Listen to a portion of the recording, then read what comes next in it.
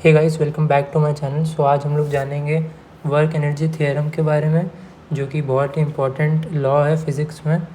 ये इसका फॉर्मूला ये होता है work done by all the forces, यानी जितनी भी फोर्सेस हैं will be equal to changing kinetic energy. जितने भी फोर्सेस, ग्रेविटी हो, फ्रिक्शन हो, नॉर्मल हो, सारी forces will be equal to changing kinetic energy. ये बाप होता है सारे लॉज का। अब दो टाइप की फोर्स हो सकती है, कंजर्वेटिव फोर्स और नॉन कंजर्वेटिव फोर्स। इनके बारे में एक बार डिस्कस कर लेते हैं कि दोनों क्या क्या होते हैं। तो कंजर्वेटिव फोर्स ऐसी फोर्स होती है जो कि पार्ट डिपेंडेंट नहीं होती है। एग्जांपल के लिए ग्रेविटी ले सकते हैं। और जो नॉन कंजर्वेटिव फोर्स होती है वो ऐसी फोर्सेस होती है जिनका जो फोर्सेस पाथ पे डिपेंड करती है, जैसे कि फ्रिक्शन हो गया, नॉर्मल हो गया। उसके बाद हम लोग बात कर सकते हैं कि जो कंजर्वेटिव फोर्स होता है वो रिवर्सेबल होती है, लेकिन जो नॉन कंजर्वेटिव फोर्स होते हैं वो नॉन रिवर्सेबल होती है। कंजर्वेटिव फोर्स और नॉन कंजर्वेटिव फोर्स आइडेंटिफाई करना ऐसे हम लोग आइडेंटिफाई कर सकते हैं कि जिस चीज़ में हम पोटेंशियल वर्क ऐड कर पा रहे हैं उस फोर्स में, तो यानी वो कंजर्वेटिव फोर्स होगी। सपोज़ हम ऐसा नहीं कह सकते कि नॉर्मल पोटेंशियल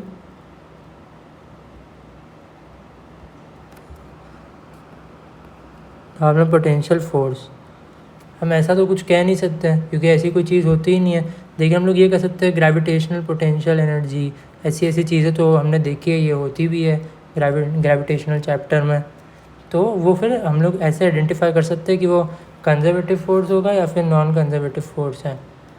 अब हम लोग इसमें एक कंजर्वेटिव फोर्स का एक फॉर्मूला होता है कि जो हमारा चेंज इन पोटेंशियल एनर्जी होता है is equal to negative of work done by the conservative force. ये बहुत इंपॉर्टेंट होता है और ये रियल फोर्स होता है।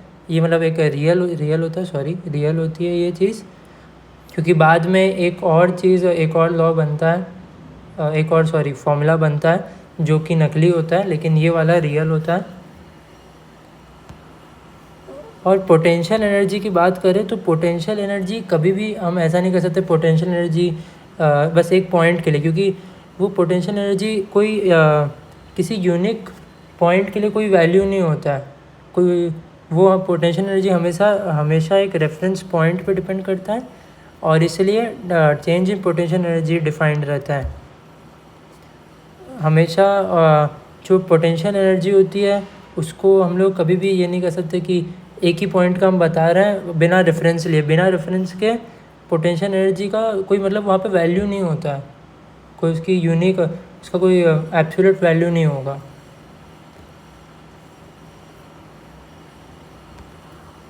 एक मिनट,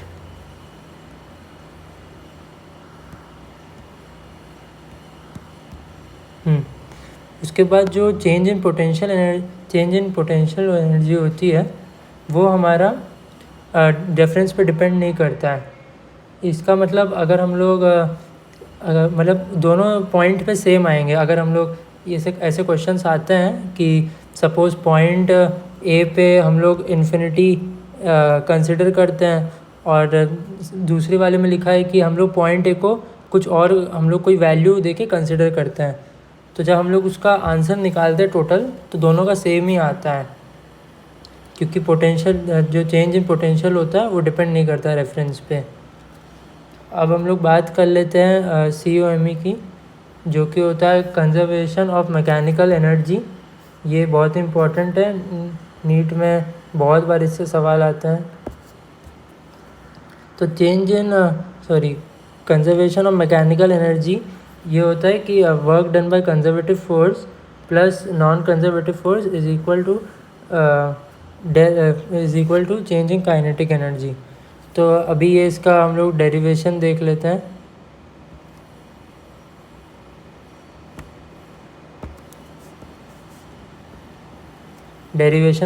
हैं। तो ये COME तभी वैलिड होता है जब हमारा नॉन कंजर्वेटिव का जो वर्क है वो ज़ीरो होता है। वो या तो अगर लग रहा है तो उसका जो वर्क है वो ज़ीरो है, या तो वो लग ही नहीं रहा है, वहाँ पे सिर्फ और सिर्फ कंजर्वेटिव फोर्स है। तो ऐसे में जो हमारा जो आता है ये work done by conservative force is equal to change in kinetic energy. अब पीछे मैंने बताया था कि यही कि work done by conservative force is equal to minus of change in potential energy. तो हम लोग ये वाली बात जिसको हमने कहा था कि ये रियल है, हम लोग यूज़ करेंगे और हमें ऐसा कुछ आता है। और इसके बाद हम लोग ये देख सकते हैं कि यहाँ पे ये kinetic energy initial plus potential energy initial की will be equal to kinetic energy final plus potential energy final.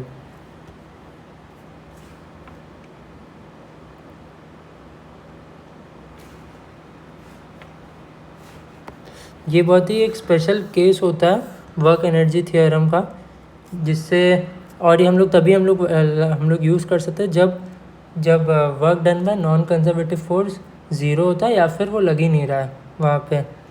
अच्छा, मैंने वहाँ पे रियल जब मैंने बताया था तो एक और चीज़ यही कही थी कि एक नकली वाला फॉर्मूला और होता है जो कि ये होता है कि ये वाला फॉर्मूला होता है। अब इसको एक बार मैं डिराइव करके बता देता हूँ कि आखिर ये आया कैसे। एक बार हाँ, ये एक COME की ट्रिक है, एक मतलब कॉन्सेप्ट है, ट्रिक नहीं है, कॉन्सेप्ट है। अब हमारा जो वर्क होता है, अगर हम किसी पे काम करते हैं तो वो हमारा जो वर्क होता है वो नॉन कंजर्वेटिव फोर्स की तरह होता है। तो इसका ट्रिक ये ऐसा है कि जहाँ हम वहाँ COME नहीं, और जहाँ हम नहीं वहाँ COME ही सही। क्योंकि हमारा जो वर्क होता है वो नॉन कंजर्वेटिव फोर्स की तरह होता है, और COME तो तभी लगता है जब कंजर्वेटिव फोर्स हो, और नॉन कंजर्वेटिव फोर्स नहीं हो या फिर उसका वर्क डन ज़ीरो हो। तो इसीलिए जहाँ हम होंगे वहाँ COME नहीं होगा, और जहाँ हमारा वर्क नहीं होगा या हमारा वर्क ज़ीरो होगा तो वहाँ COME ही होगा। वहाँ पे वाला ये वाला तरीका सही होगा। अब इसकी बात कर लेते हैं, ये नकली वाले की बात कर लेते हैं। जब हम लोग ने ये कहा था कि अब इसके लिए हम लोग वही वाला यूज़ करेंगे, बाप वाला फॉर्मूला।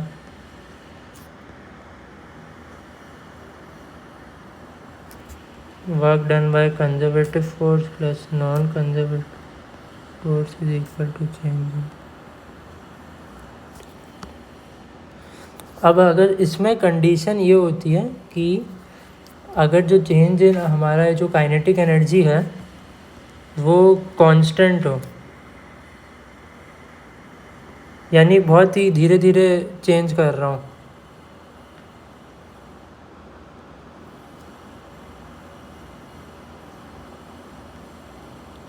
तो इससे ये होगा कि हमारा जो ये चेंज इन काइनेटिक एनर्जी होगा वो हमारा ज़ीरो हो जाएगा। और क्योंकि हम लोग यहाँ पे रियल वाला यूज़ कर सकते हैं कि जो work done by conservative force होता है वो माइनस ΔU के बराबर होता है, plus work done by non conservative force is equal to zero. तो work done by non conservative force will be equal to delta U। तो इसी हमें आ जाएगा, लेकिन ये एक नकली फॉर्मूला है, नकली है, और वो वाला जो होता है वो असली है। ये भी जब हमारे कुछ क्वेश्चंस होते हैं उसमें ये वाला फॉर्मूला लग जाता है तो इजी हो जाता है जल्दी सॉल्व करना। तो यही था पूरा जिसमें हम लोग ने आज हम लोग ने जाना कि हम लोग ने ये वर्क एनर्जी थ्योरम के बारे में जाना पूरा। उसके बारे में हम लोग ने जाना कि ये work done by conservative force plus work done by non conservative force is equal to change in kinetic energy, जो कि हार्ट है पूरे फिज़िक्स का, बहुत इम्पोर्टेंट है। फिर हमने कंजर्वेटिव फोर्स और नॉन कंजर्वेटिव फोर्स के बारे में जाना, और उसके बाद हम लोग ने कुछ पोटेंशियल एनर्जी के बारे में बात की। फिर हम लोगों ने ये देखा कि work done by conservative force is equal to minus delta U. और फिर मैंने COMe के बारे में डिस्कस किया कि कब वो वैलिड होता है, उसकी वैलिडिटी कैसे लग सकता है। फिर हम लोग ने ये नकली वाले फॉर्मूला के ऊपर भी हम लोग ने देखा, इसको डिराइव किया पूरा।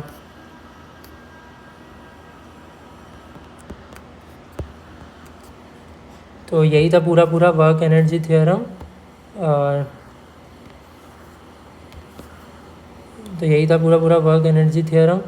इसके रिगार्डिंग अगर आप लोग को कोई डाउट है या फिर कुछ चीज़ समझ नहीं आ रही है आप लोगों को, तो आप पूछ सकते हैं। और बाकी थैंक्स फॉर वॉचिंग।